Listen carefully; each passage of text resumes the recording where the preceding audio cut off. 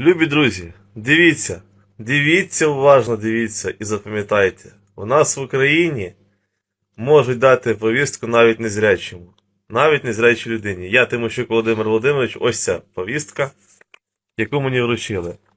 Ви скажіть мені, будь ласка, це хіба так може бути у нас в країні, щоб вручали повістки незрячим людям?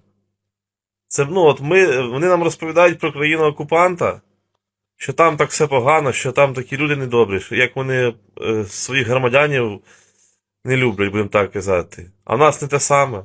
Не перевірили, там не знаю, і дали мені цю повістку. І навіть я не знаю, що мати моя каже до їх, ідіть йому вручіть. А вони кажуть, ми вам віддамо цю повістку. Кажіть з ним балакайте, навіть не захотіли з ним розмовляти. Але, слава Богу, підписі там нема ні моєї, нема мене.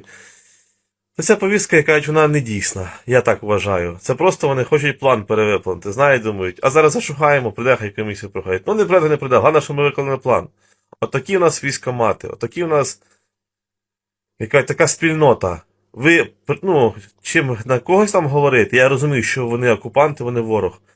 Спочатку, Володимир Олександрович, будь ласка, поставте людей, щоб контролювали ці військомати. Що це таке робиться? І хай вже, будь ласка, попризивають Арестовичів, Тищенків та всіх остальних. От їх попризивайте. А не видати повістки незрячим. Та всім іншим людям, у яких є інвалідність. Це буде Україна, віримо в перемогу.